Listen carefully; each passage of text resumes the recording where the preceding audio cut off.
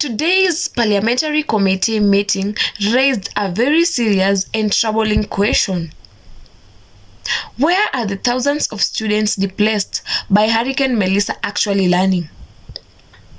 Because after listening carefully to this exchange, the numbers are not adding up. I see Mr. Crawford, I see Mr. Newell, I see Mr. Clark, I see Mr. Morris in that order. Thank you, Chairman.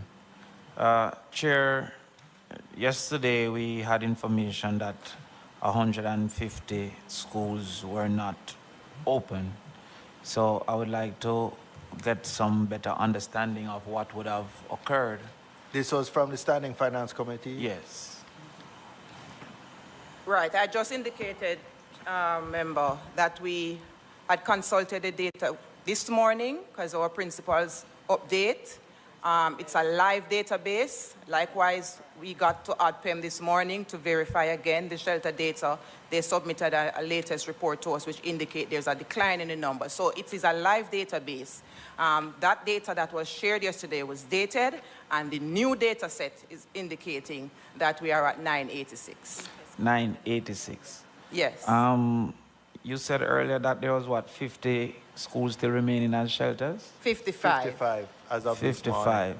So that would indicate that there are some schools remaining as shelter that is considered open. Yes, because the student, remember, the shelters, they are not utilizing all of the blocks, right? And then some of the students from these schools being used, they have been hosted in other schools. Say, for example, Petersfield, that we know about, yes, they are at the church. So the Baptist church has given us the facility to set up the tents, and we are engaging the students in their rotation. Godfrey Stewart High School has also hosted some of them in the rotation. So in this case, is Petersfield considered open? Not the physical school, but the continuity of learning, which is the goal of the plan. The students are being engaged on rotation, teachers are involved, and we consider that operational. But of those 55 schools, just to say that some of them might only have like 7 or 8 in the persons shelter. in the shelter. So like, for example, it wouldn't prevent the entire school from operating. Yes, but Chairman, all right. So the Petersfield, he said, would have been considered and counted in the open based on the church. The facilities that we are using to continue So learning. how many schools do we have that are physically open? Do you have that? We're getting the data for the whole school. All right. So the schools that have both the shelter and the schools, what are the systems put in place to ensure security of the children and exposure of the children? Within the shelters? That are both shelter and schools at the same time? Well, those centers those schools that are being used as learning centers for continuity, the blocks are managed. So there's a shelter manager in the shelter. There's a conversation and a relationship. So persons are secured in a particular location, and the blocks that are removed from the shelter. There's a segregation. There's a separation on the plan. So you also indicated that 298 schools were of extensive damage. Yes. Severely damaged is the statement that you made. So these schools that were severely damaged, they are also currently open? Some of them, yes, Chair, because we have the support of our international development partners like UNICEF, and we have got tents. So we have deployed tents, which is what we call under the emergency temporary learning spaces. In these same spaces? In some of these spaces, yes. So construction is happening in these spaces? Well, we have begun the cleanup in some areas, and I know NET has begun the discussion with several of our contractors. Usually we have contractors going into schools and working, but there are safety mechanisms that they have to take into consideration and put in place. So they work with the principals to segregate that area, and that becomes a workspace. All right, I'm happy to hear about the safety measures, but how does this impact the institution of learning and the environment of learning? I'm sure there's a lot of hammering and stuff like that that is happening. That's why we have, so part of the, so they work on weekends after school, but also we have emphasized with the project teams and the contractors that There has to be significant dialogue and agreement No. with the administration of the schools to work out. I have 30 more. All right, hold on, since I'm getting, Mr. Crawford, after you've gone about 7 or 8 questions, I think you No, could stop and Chairman, allow other with members. due respect, Chairman. And allow other members. there- And we can come back to you. We Oh, can we come have no back to problem if you want to come back, Yeah. but I'm not going to be hastening not to ask No, the I'm question. not saying that you must ask All questions. right, fine. So but- you can come back. yeah, So let me but I ask one think- more and then yeah, you can come go back one around. more and then we can No go problem on. with that, Chairman. Approximately how many students have been displaced from their school situation due to Hurricane Melissa? No, I'm not sure the previous lady was finished. I think she was interrupted by the back and forth. Were you finished, or would you like an opportunity to? It was really just to emphasize that we do have safety mechanisms in place. We understand that school happens, and usually we work out with with the institutions the best times to do work. I asked for the number of students that have been displaced by Hurricane Melissa That's a from their schools, not from their homes. Schools. from their schools. Yes. And what's the attendance records showing for the percentage that are back in school? Okay, so as I indicated, the schools are up and running, majority of them. We have a few of the schools that are physically not available, and so those students are being hosted. So in Region 3, we have 1,135 children from a closed school that is rotating, and that would be a little bit disruptive. From Region 4. Sorry, give me that again. From Region 2? Region 3. 3? The affected regions 3, 4, and 5. Region 3, which is 1,135. Region 4, 2,568. And Region 5, 3,018. 3,018. Yes, so about 6,718 in total. These are the schools that have been Closed. Totally and so closed. They are being hosted at different schools by rotation. So in terms of disruption, in terms of movement and so, these would be the most affected because they are not in their physical schools. So they are moving into other schools and they are rotating as well. So they are not, all the students are not accommodated every day. So they may be 3 days in, 2 days out as it relates to remote and the blended. The face-to-face and the remote. I can't say that I'm understanding. These children are going to their schools or other schools? Other schools. They have been displaced from their physical location. Right. So this is what they're called host schools? So they are being hosted into other schools, yes. But the data that we have here is that a total of 680 is being hosted.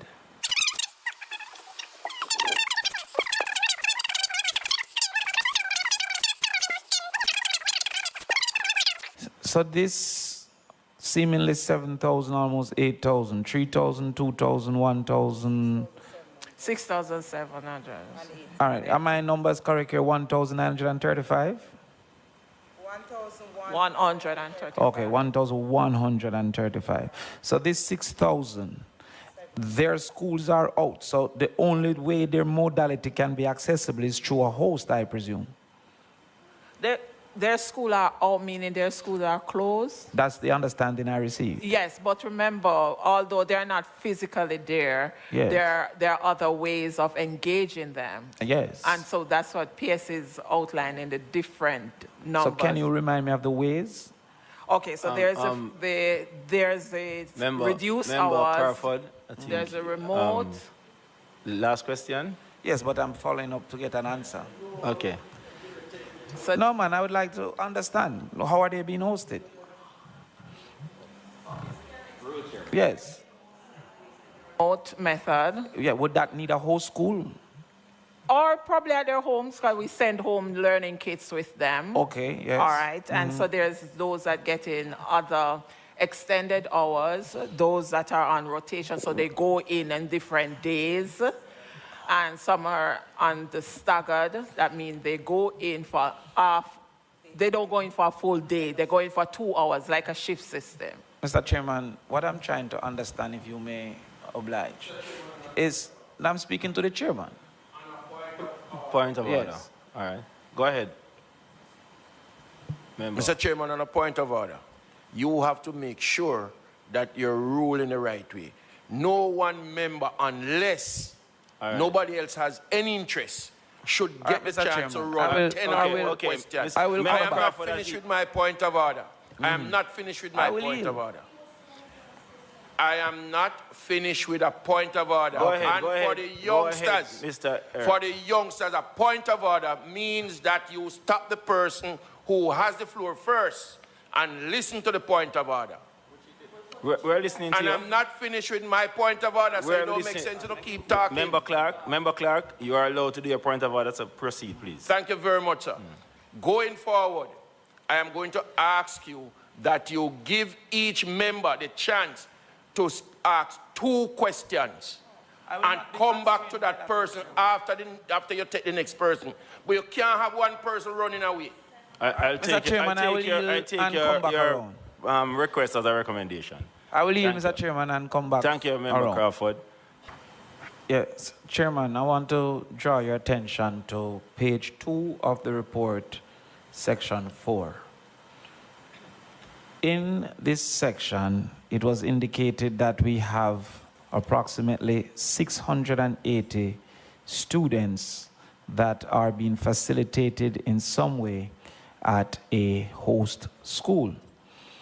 Information garnered here was that regions 3, 4, and 5 are the most impacted regions. Regions 3 has 1,135 students whose schools are not in accessible operation. However, only 10% approximately of that is being hosted. Region 4 has 2,568 students who don't have a school to access, their own school to access. Only 61 of that is being hosted. And region 5, which is 3,018, only 90 is being hosted. It therefore calls for my concern as to what is generally happening with the students who are not being hosted. The table as outlined here is actually showing the number of students being hosted within the region. So although regions 3, 4, and 5 have been affected, they are still hosting students. So there are students being hosted within even the affected schools, regions. So the case of St. Petersfield,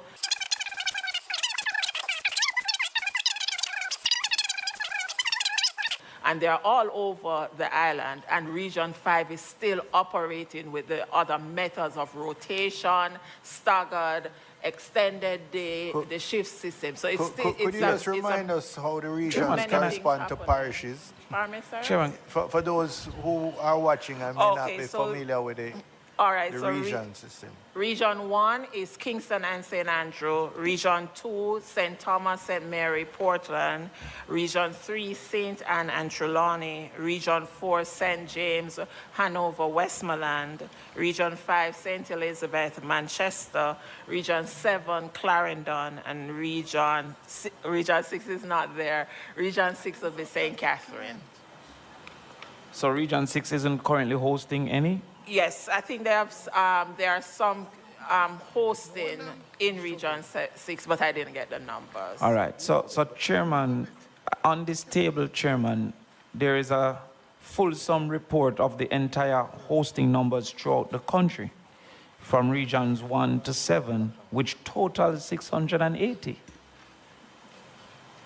So it suggests Region 1 is hosting 232, Region 2, 82, and it continues to say the total is 680.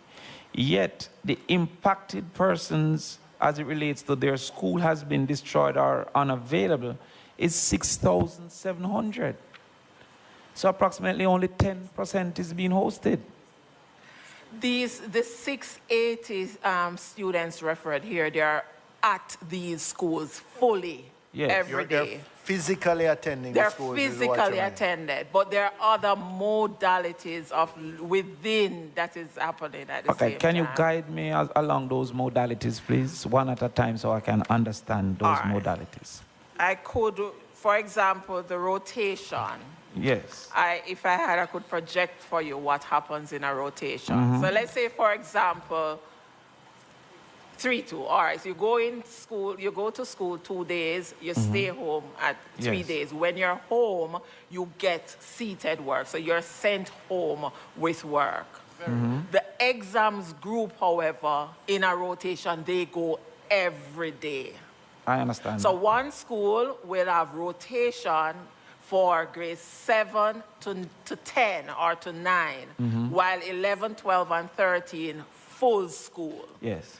You also have... No, I don't yet. Pardon me? Yes, You continue. also have temporary learning spaces where we establish tents, we use church halls, and so forth.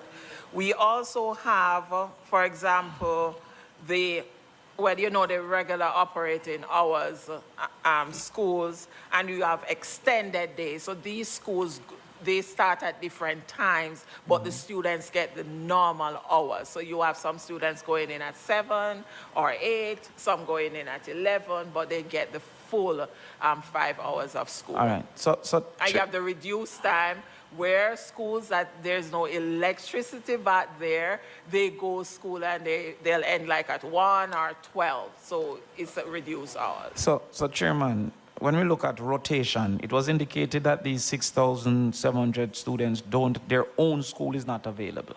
So when we look at the rotation, whether it's 1 day, 3 day, or 5 day, wouldn't they have to be rotated into a host school?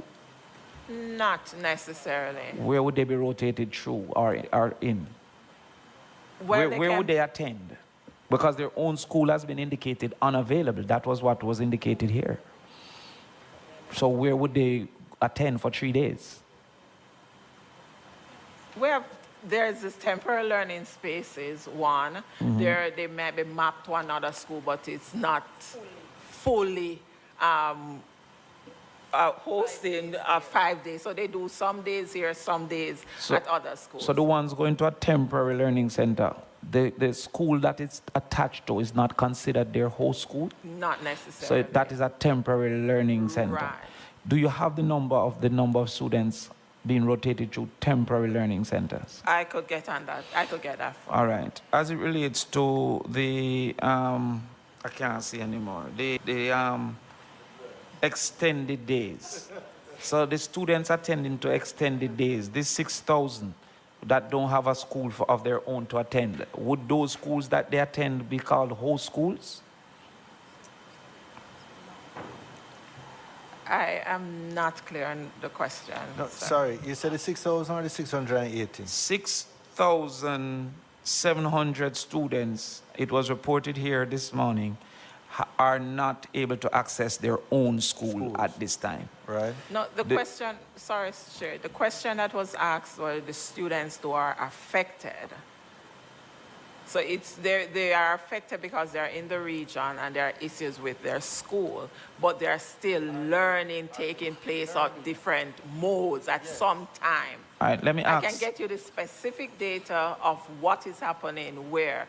And as Pierre said earlier, it's managed really regionally. So when you go into different regions, it's managed based on the uniqueness of the situation and the schools. Can I be corrected, PS, that in Region 3, 1,135 students don't have access to their original school currently? Is that the correct?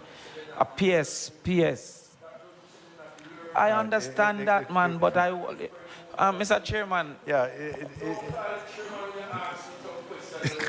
All right, let me hear PS. Anyway, calm down, Mr. Clark, beg you. Calm down, calm down. Yes, member. So that 1,135? Yes. So that's one school in Region 3, which is Hague Primary. Right. So their school is no longer accessible. So that school is not physically accessible. Yes. So the students are benefiting from learning opportunities, through the different rotational models, blended models. They are mapped. What we want to distinguish here is the host school. As the CEO is trying to explain, the host school, these students are at these institutions fully. So they are in Kingston, they relocated, they are in these institutions fully. Yes. Within the regions, they are mapped and they are hosted, but they are not necessarily full-time there. So we use the term interchangeably. So let me just say clearly and use the word mapped, right? So for distinction. So these on this schedule that you're referring to, 680, they are fully in those schools in the different parishes. Finally, Mr. Crawford. Chairman, I apologize for how difficult it is for me to understand what is happening, and I will try to engage my brain a little more on it. What are the modalities for displaced students to be re-engaged currently in the most affected areas? Okay, so students who have been displaced, if they so desire, they can participate in the host school opportunity. We have over 1,000 spaces. So schools have identified the number of students they can take in. So that's one option. There is also the option where they can participate in the remote. We have a virtual school, and although it's virtual, the work can be, it's a classroom in a box, so it can be done offline. So that's available, that's out there. We have access to a list of teaching and learning activities using the television PCBJ, as well as we have our learning kits. There are learning kits that have been distributed, and we will continue to distribute these. The learning kits will be distributed monthly. So we send a month of supply of work to the students. So those students who have been displaced, once you contact a regional office, the regional team will help you organize in such a way that you can get back into a learning space. We also encourage our parents and our students to utilize our online modality. Our PEP website is there where it outlines the areas of focus. We have communicated that the areas that the exams will be written on, focused on, so they have their workbooks. They can also participate and carry out those activities. And we have past papers online as well. Right, but with the worst affected areas are still fairly incapable of the television and the online at this particular point. We have printed work for them. Right, We have so, everything that is on in the virtual space. We have also, with the help of our donors, we have gotten printed materials, and they have been distributed. Distributed how? How do they access To the it? schools. Okay, all right. To the schools. Now, what about rotation and the shift base? Is that for the damaged schools? It's for all schools. So are there any schools without damage that is on rotation currently? Should not, because if there is no damage, they should be operating the regular basis. So therefore, the rotation and shift is for damaged schools. And I said not necessarily, because if they are hosting students and there's an increase in their capacity, Right. then the board and the principal will make the necessary adjustments. Okay, is there any such school to your knowledge? I'm almost sure I'm aware of about one, but I could do the research and get back to you. All right. The temporary learning spaces, how many of those do we have? Ooh.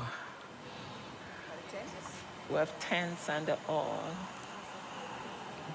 Well, I'm sure of 91 with tents, but I could pull the data for the other spaces for you. Do you have an approximate of how many they can facilitate? What's the max capacity of the temporary learning spaces? Okay, size of the tent. I know, okay, we have the set because we were given the large ones can hold up to 80 students. And the smaller ones, I think, is about 40 students. And we have 10 of them. We have 91 tents. Oh, we have 91 tents. I can't tell you the sizes in Right, the 90. right, and there's 421 being shipped as well. Shipped out now. Okay. So, all right. So I come back now to the 6,700 whose school has been inaccessible. Right? So I'm coming back to that. These 6,700, you're saying in summation across the country, 680 are being hosted. That's the report here. Some are being hosted and some are being mapped. I don't know the map, but I come into that. But the hosting is 680, am I correct? Yes, yes. We have sat here, and when I say you, we have sat here, and we have allowed one member to be asking more than 10 questions on a trot. Not only that he's asking so many questions, but the question he's repeating himself over and over, he's not understanding. The PS must make him understand. Nobody can make somebody understand if they just don't understand. Can I continue, Chairman? And I think, Mr. Chairman, that the member is doing it deliberately. And you need to rule, Mr. Chairman. You listen to him. We cannot sit here and have the member going over and over and over. The same very thing. I've heard the 680 more than 6 times coming from the member. All right, Mr. Clark, I take your point. And I know Mr. Crawford is sincere in that he wants to understand the data that's being presented. Mr. Chairman? But I see Ms. Lee has Mr. Chairman, question with due respect, Mr. Chairman, we have a report here in front of us. Based on the report here in front of us, I know as a certainty where 680 children are. I don't have in this report of any certainty where the other 6,000 are. I am trying to understand where the other 6,000 are. So therefore, if the member is impatient on that interrogation, you have to give me my chance, you can't tell me. If the member is impatient, Mr. Clark. Of that is his. All right, Mr. Clark, calm down. Calm down. You're not advancing the process. That is his prerogative. So, Mr. All right, Mr. Clark, settle down. Settle down. Yes, we want to wrap up now. We've been if going. the 6,000, Mr. Chairman, are still in the system, right, I am seeking to understand where where the other 6,000 these 6,000 are assigned to and how they are being educated. All right. And I will not be deterred by allow the outbreak. PS to respond. Chair, Yes. permit me to submit that data through our minister to Member Crawford. Members of Parliament were questioning education officials about school closures, shelters, and learning arrangements after the hurricane.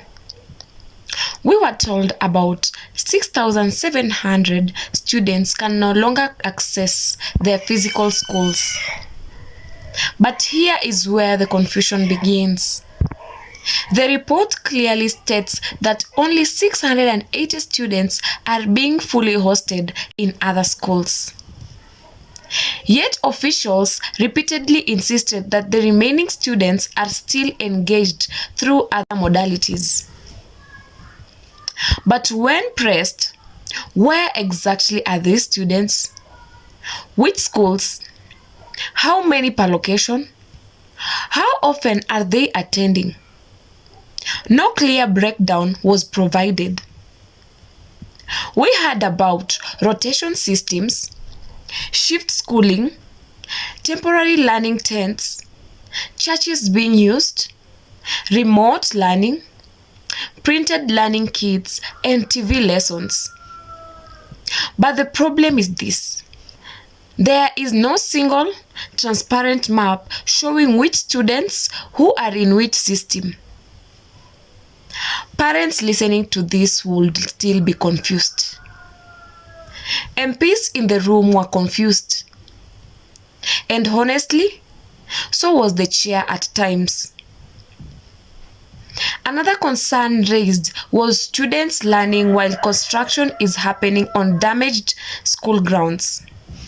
Yes, officials said safety measures are in place. But learning is more than just physical safety. Noise, disruption, shortened school days, rotation, all of that affects quality of education not just access. Things really escalated when one MP repeatedly asked the same question. Where are the other 6,000 students? Some members became impatient, others accused him of being repetitive. But here is the truth. If a simple question keeps coming back, it's usually because the answer is not clear. We are talking about children missing full school days, exam year students, parents unsure where learning is happening, regions heavily impacted with limited infrastructure. Education recovery after a disaster requires precision, not just reassurance. If you are a parent, a teacher, or a student affected by school displacement, your voice matters. Drop a comment below and tell us, are schools in your area fully operational, rotating, or still closed? Like this video, share it, and subscribe for more real accountability, not just talk.